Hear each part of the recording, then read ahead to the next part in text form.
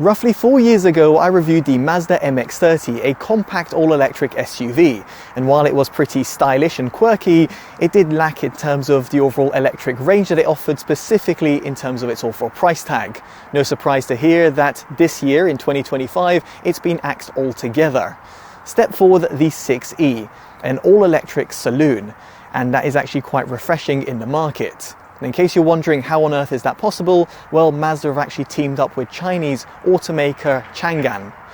Now, at the time of filming and in the UK, pricing and the trims have not been announced. However, basing it on the European market, one might expect it to come in at roughly £37,000 to £45,000, and in two trims, the Takumi and the Takumi Plus. Now, no matter what trim level you go for, in the UK you will get a 6-year warranty or 100,000 miles, whichever comes first. Now, in this review, which will be covered in such a format, we'll see if it's worth its price tag and, more importantly, how it compares to some of its nearest competitors. So to kick things off, let's talk about its electric range. And here you have got two battery packs to choose from. A 68.8 kilowatt hour LFP, which stands for lithium iron phosphate, which will dispatch roughly 297 miles, at least on the WLTP test cycle. Then you have also got an 80 kilowatt hour NCM, or nickel manganese cobalt battery pack. It's interesting that you've got two different chemistry types, and we'll be touching upon why this is a little bit odd further down in this video, specifically when it comes to performance, because the smaller battery pack model is actually more powerful than the larger battery pack model, and normally that's the other way around. Now, nonetheless, the vehicle that is on review has actually got the largest 80 kilowatt hour battery pack, and therefore is the 6e long range. And from my own mixed driving test, I actually netted an incredible 290 to 310 miles. Now, as you'll be able to see from the mileage leaderboard, that not only is an incredibly good figure, but it does compete with some of its nearest competitors, for example with the likes of Polestar, BMW, Volkswagen and BYD. Indeed, offering very good range, and therefore means that you're not going to get any sort of range anxiety, unlike what you might have had with the compact electric SUV, the MX-30. So it's great to see here the partnership between Mazda and Changan in order for you to actually maximize on efficiency. Speaking of which, it brings me on to regenerative braking. And here I do find it odd that the only way that you can customize it, as far as I can tell, is to assign a button on the steering wheel.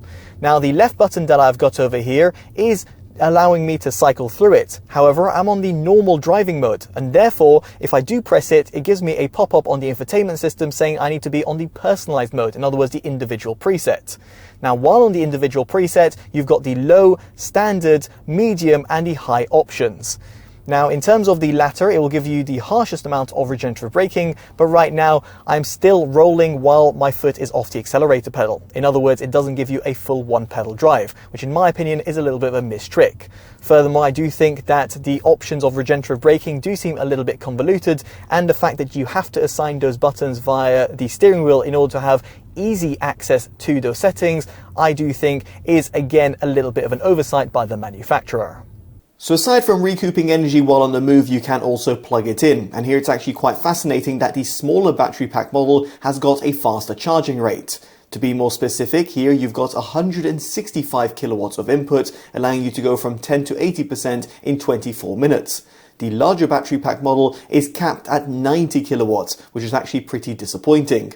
Not only will it take you longer at 47 minutes to achieve the same level of charge, but if you do compare and contrast it with some of its competitors, it's severely lacking. Now, in terms of its onboard charger, it's rated at 11 kilowatts, therefore accepting 3-phase power supply.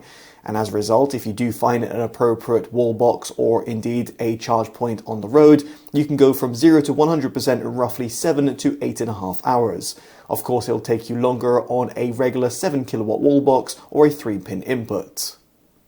Next up, we get on to driving comfort. And first off, in terms of its suspension configuration, it's actually pretty decent. At the front, you've got a MacPherson strut setup, while at the rear, you've got a multi-link configuration.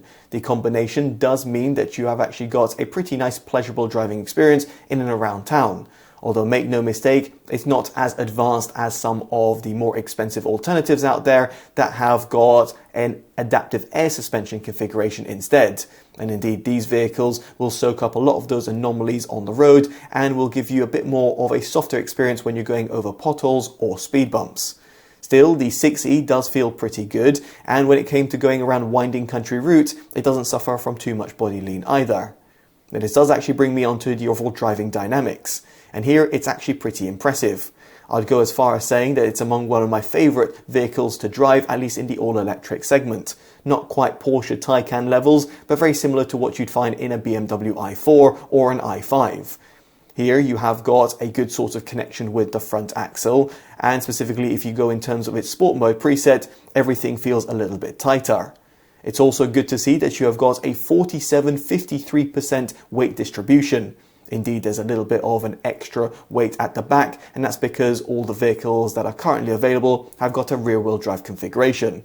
And yes, that does add to the overall sporty flair of the vehicle, because with the vehicle being powered from the rear, it means that you just feel a little bit better, more connected with the road that's under you. Now on that note, the vehicle does actually have a pop-up rear spoiler. This will happen at higher speeds, no matter what drive mode you're in, or indeed when you're on the sport mode preset. Not only does this add to the overall sporty flair of the vehicle, but of course it does serve a purpose by adding some additional downforce. So this brings me on to performance, and yes indeed at the time of filming, all the vehicles have got a rear-wheel drive configuration. Now intriguingly, the smaller battery pack model has got more power, clocking in at 190 kilowatts or 255 horsepower and 320 newton meters of torque. It's claimed to go from 0 to 62 miles an hour in 7.6 seconds. The larger battery pack model, which is on review, has got 180 kilowatts of power or 241 horsepower and 320 newton meters of torque. It's claimed to go from 0 to 62 miles an hour in 7.8 seconds. Now I actually had the model tested using Race Logic's Performance Box Touch from 0 to 20 miles an hour in 2 seconds, 0 to 30 miles an hour in 2.99 seconds, 0 to 60 miles an hour in 7.23 seconds, so not too far off the manufacturer's claim, and 50 to 70 miles an hour in 4.46 seconds. I also recorded a peak acceleration of 0.51 G. Now as for its top speed, it's electronically limited to 109 miles an hour. Now in terms of its overall performance stats, it's nothing really to shout about. And indeed, there are a lot of alternatives out there that will perform far better in a straight line. Of course, it might suffice for the vast majority of consumers, but it's just worth pointing out over here that in the all-electric market, specifically when it comes to the saloon or hatchback class, it does feel a little bit sluggish. Now thankfully, it has got good degree of braking performance. And indeed over here at the front you have got ventilated 310mm disc brakes, while at the rear you've got a solid 306mm configuration instead. While performing an emergency stop in a safe manner, I felt that the vehicle did decelerate pretty rapidly and therefore gave me an extra degree of confidence, which isn't the same that could be said about some of its main competitors. So next up we get onto its interior design. When I first set my eyes on the 6E, I was left in awe. Indeed, the manufacturer has absolutely nailed it, at least in my opinion. It's far superior than anything in its class, and I would actually argue to say that it actually competes with vehicles that cost triple, if not quadruple, its actual asking price. Here you have got a few different finishes to choose from, black, beige or the pictured Napa tan, and this also has got a suede material that can be felt around the cabin. It really does look the part. I can't quite stress this enough. Now furthermore, in terms of practicality, you've got physical buttons that are found on the steering wheel, and even though they do look like haptic or capacitive buttons, I can assure you they're traditional physical buttons, just with a nicer style. You've also got traditional stalks which are found behind the steering wheel, one of which is actually used for your drive mode selector. Now all your other controls will be done via the center 14.6-inch display, which has got a horizontal format. It has gesture control, which I do think is a little bit of a gimmick, but otherwise than that, it's powered by a Qualcomm Snapdragon 8155 chipset, and therefore means everything feels really fluid. Furthermore, it supports Android Auto and Apple CarPlay over a wired and wireless connection. Better still, you've also got a fully digitalized 10.2-inch instrument cluster. This will give you all the right information that you require, and it's also very vivid and somewhat customizable in terms of its right-hand screen.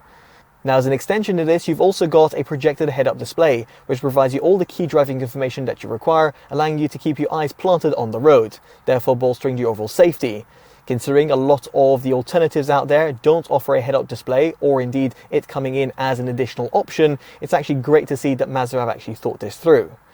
Now, elsewhere, you've also got a 14-speaker Sony audio system. It actually does well across the sound frequency range, although it does lack a little bit in terms of the vocal tones. In other words, the mids do feel a little bit pushed back. It would have also been nice if the subwoofer had a little bit of extra oomph to it. Nonetheless, for the vast majority of consumers, the audio system will certainly suffice, although audiophiles might want to look elsewhere, for example, with vehicles that are offered from the likes of BMW, Tesla, or Polestar. So next up we get onto storage, and here it's actually pretty decent. At the front you have got the glove box. Then towards the center console you have got two open areas, one of which also doubles up as a wireless charger. Further down you've got two cup holders, and then you've also got a relatively large area that can be found within the center armrest.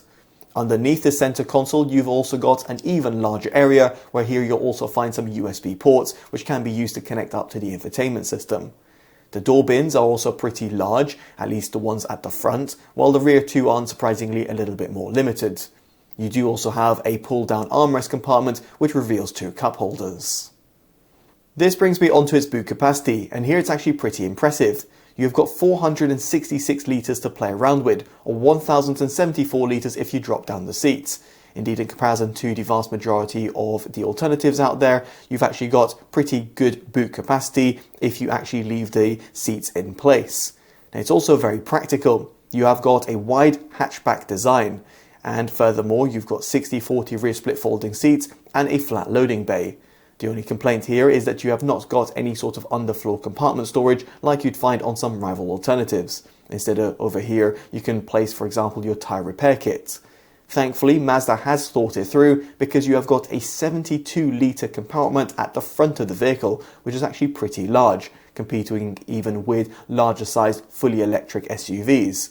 The only downside over here is that for you to operate it, you'll have to have the release latch, which can be found within the cabin, therefore making it potentially a little less practical in comparison to, for example, a Tesla, where you can actually open it via an app or electronically via the infotainment system. What it does have, however, is a drain plug, which therefore means that any sort of goods that are placed here, for example wet cables, will actually drain through the vehicle itself, meaning that you're not going to have to worry of any sort of dampness occurring.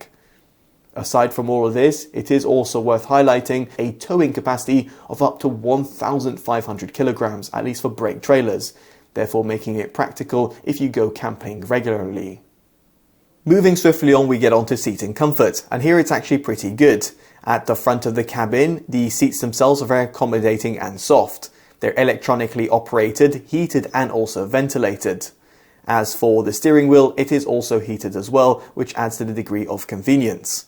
At the back of the cabin, the rear outer seats are heated, and in terms of legroom and headroom, it's decent. Specifically when it comes to legroom, because the vehicle has got that elongated profile. However, headroom does feel a little bit tight as someone who's just under 6 foot. Namely, when it comes to be sat in the rear middle seat, you will actually have to duck a little bit.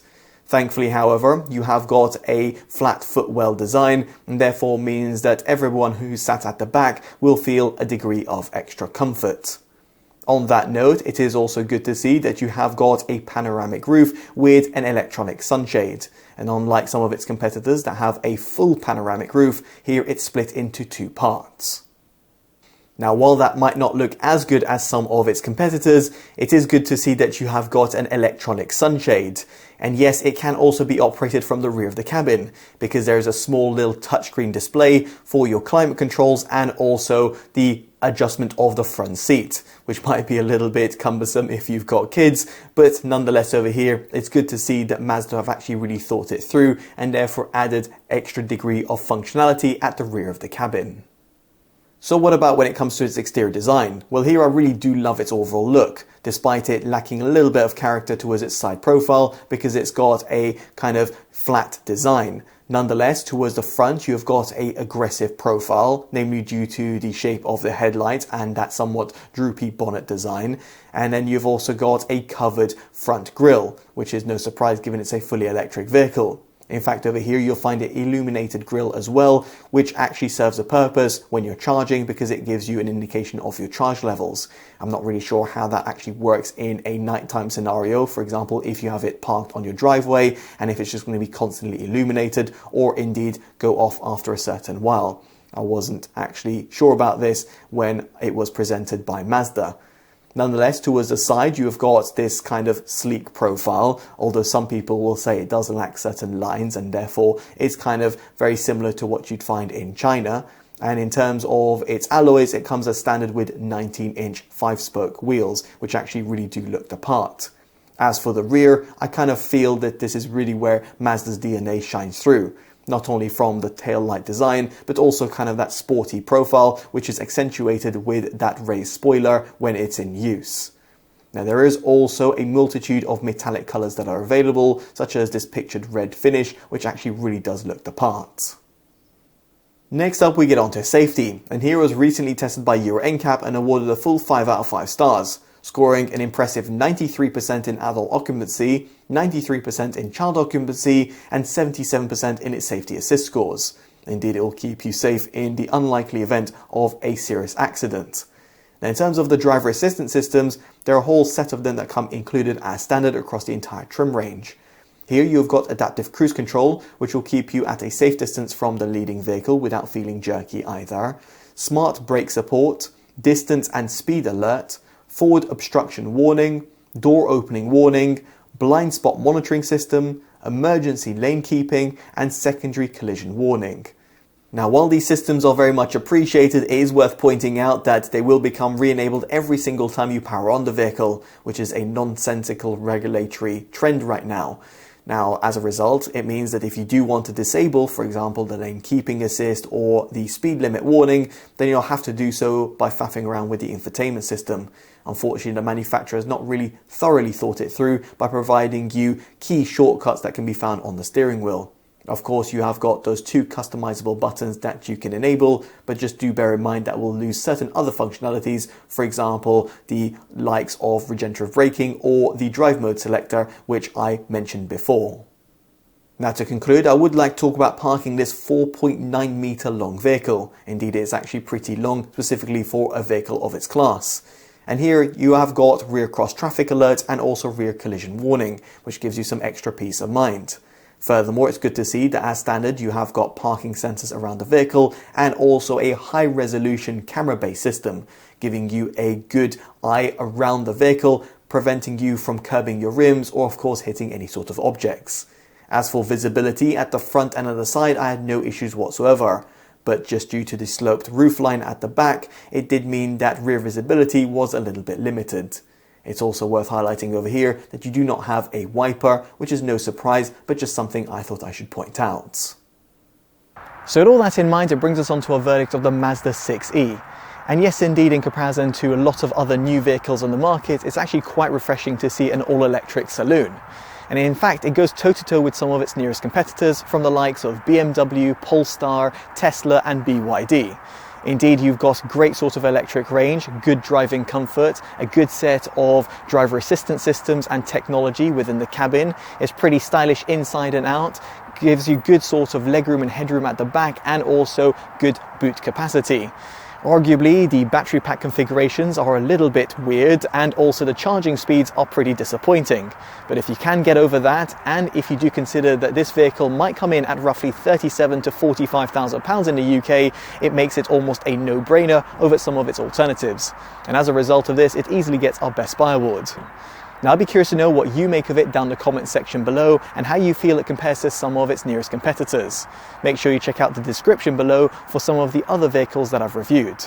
And if you've enjoyed this detailed video, definitely do consider dropping a like, subscribing and hitting that bell notification, all of which would be greatly appreciated. As such, I've been Chris from TotallyEV and I'll hopefully see you next one. Take care of yourselves and goodbye.